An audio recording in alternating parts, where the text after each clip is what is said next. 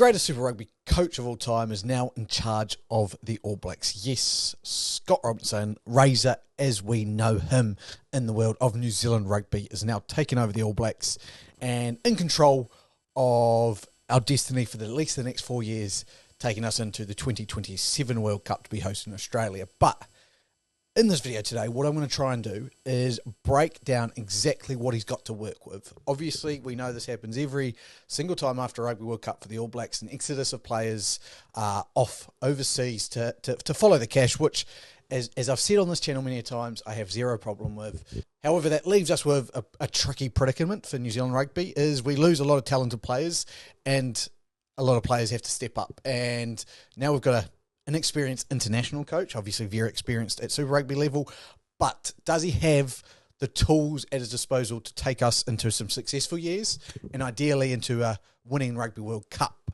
But what we're going to do now first is look at the team that played in that Rugby World Cup final just been and that squad and go who's left, who's gone, what does he not have to work with? So when we look through the starting 15, we obviously had Beauden Barrett at the back. He's away, well, at least this year, on a sabbatical.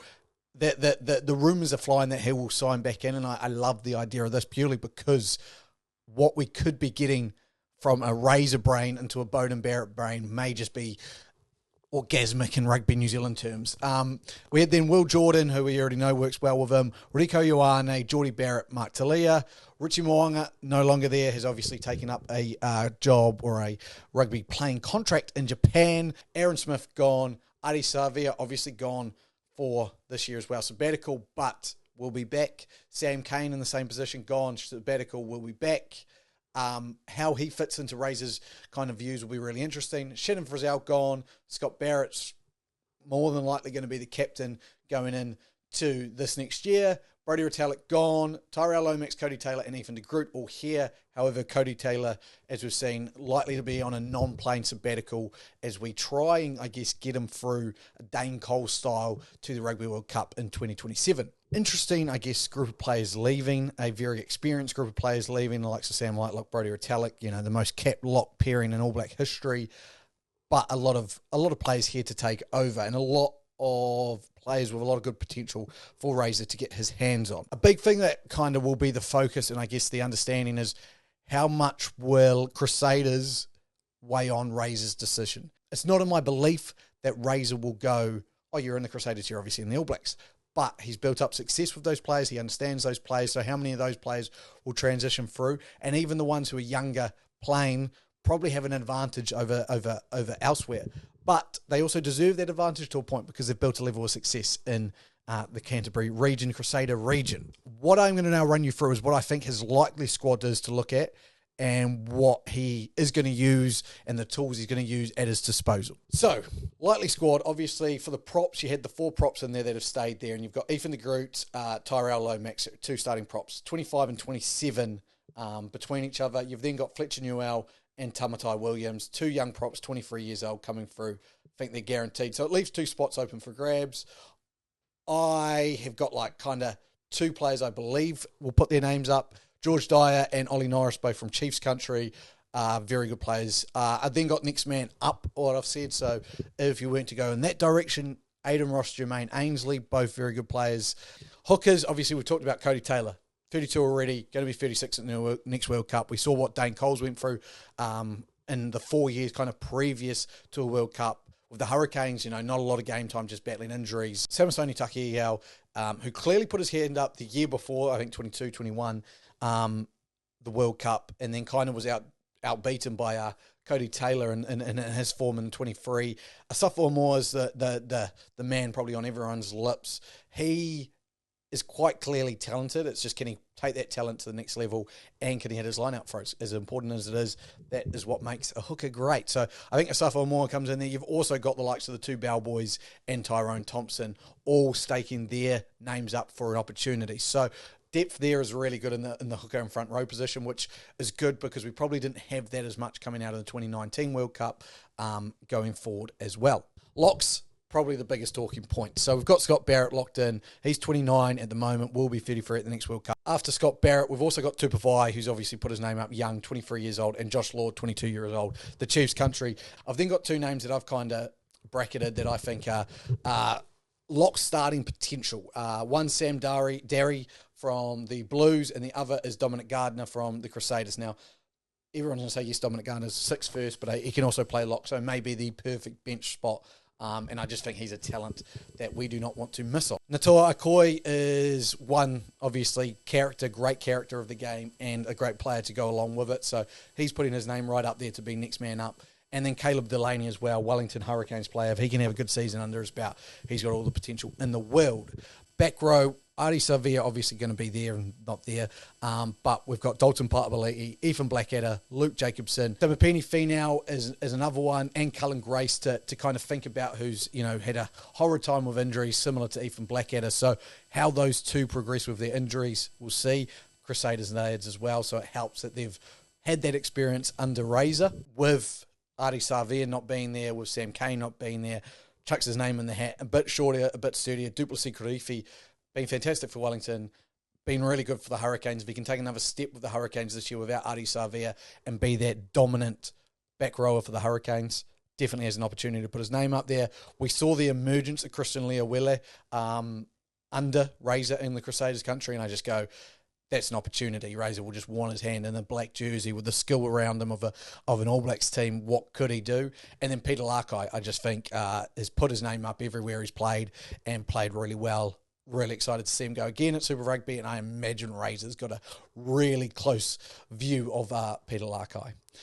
Scrum half, now there is so many options here, which is actually crazy when you look at it and you thought Aaron Smith and so on, and he's probably one of the greatest halfbacks, if not the greatest halfback for New Zealand ever.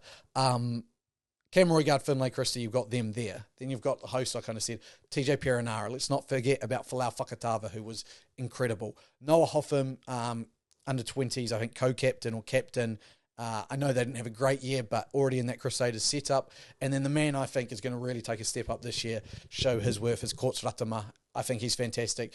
Very similar to a Cam Roigard with his running ability. And, I just see those two taking a step up this year. So going to be an interesting battle, I think, for that scrum half role. Fly half's going to be really interesting because it is a who actually plays fly half kind of discussion. So we've got Damien McKenzie, I think, will be the first in line shot at fly half. He did it for the Chiefs. I think he'll have another good year for the Chiefs, have an opportunity to put his name and stake his name as the first five going forward for the All Black. You then have Stephen Petafeta, who, played fullback for the Blues and then played fullback, I think, for Taranaki as well, but can play first five and has shown glimpses when he's playing for the All Blacks XV about how good he is. On the flip side of that, you've got a player like Saan Sullivan, who's played a lot of time at fullback, but then played this year in Auckland at first five. Centres, we've got David Havili, Geordie Barrett, and Rieko Ioane as our normal go-to centres, as well as Anton Leonard-Brown. So I've got kind of like two more. You've got Braden Eno and Dallas McLeod, who are both battling injuries, but in that Crusaders setup. And obviously Braden Eno, I believe, is out for the rest of the year. You've then got Jack Goodhue and the Umanga Jensen boys, if they can turn themselves into players. I know Thomas already, I believe, ruled out for a season. So, maybe Peter has another good season. So, the names I've kind of got bracketed as going back in there. Quinta Paya bouncing back from injury. I don't think it'll take him long. He was actually getting to really good form before the injury for the All Blacks, and wouldn't have surprised me if he was in the squad in and about at World Cup time. Billy Proctor had a fantastic 2023 for the Hurricanes. Can he do it again here? Riley Higgins coming through the Hurricanes has shown more than enough glimpses in the Wellington Lions. Can he take it up? The outsides only really have to replace Lester Whanganuku. And when we look at it, I guess in terms of what Leicester's big plans are, I imagine Razors sat there and had a chat with him, going, what are you actually doing? Going over there, make a couple years, sign a couple years and come back and play at the World Cup. So wouldn't surprise me. But you've got Caleb Clark, Amoni Nadara, Mark Talia, Sean Stevenson and Will Jordan, all Blacks worthy in this year. Put their hands up. Severis coming back from injury, which is going to be really interesting because, again, worked with Razor before. Etene Nanai-Saturu is a beast, a legitimate beast if you haven't seen him run over the top of people. Again, if he gets his opportunities, he'll break games open. I've put Macca Springer in because I think this is the kid who will be the next Will Jordan, who Will Jordan's still here. So just looking at the squad and going, okay, these are some of the names. He's got a lot of talent to work with. Who do we actually think might be a Razor 15? I don't think the front row changes. So Ethan de Groot and Tyrell Lomax. Again, if it does, Tamatai Williams and Fletcher Newell can jump right in there. They've done it for his Crusaders squad before. At hooker, I think he's going to start with actually Samasoni Taukei'ihau, but Asafa Norm Amoa will be knocking that door down. The locks, Scott Barrett to Bavai will be his first go-to. I think Scott Barrett to lead the team. In the second row, I think he'll really rate what he sees from Ethan Blackadder at the number 6 jersey and Dalton Partwelly at the 7. 8 is wide open for me. I think if Cullen Grace can get healthy, it's up for him. If not, I think he'll rate a Christian Leowele for the number 8 jersey.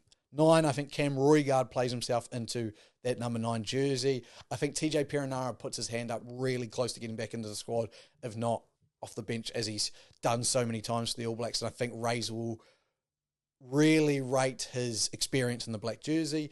Fly half, as I said, I think it's going to be D-Mac, second 5, Geordie Barrett, centre Rico. I don't think that changes under Razor. And then the back 3, as I said, I think Macca Springer will be one wing, Mark Talia the other, and fullback Will Jordan to start off Razor's career as an All Blacks coach. Saying all this, obviously Razor's got 4 years to build to a World Cup, but All Blacks expect brilliance, and All Blacks fans like myself are arrogant enough to think that we should win every game, as we should. But I would love to hear your opinion on where you think Razor's team is looking really strong, what he will be looking out for, who you think will put their hands up in Super Rugby and push for his squad. Will he select a 15 from the Crusaders and be the Crusader All Blacks now, or something very different? Obviously, as I've mentioned, Chiefs looking very good, a very competitive Super Rugby season ahead of us. Who will put their names up to get into Razor's first squad of 2024? Let me know in the comments. If you enjoyed, make sure you like and subscribe. My name has been Luke. I've been from the Sports Booth. Goodbye.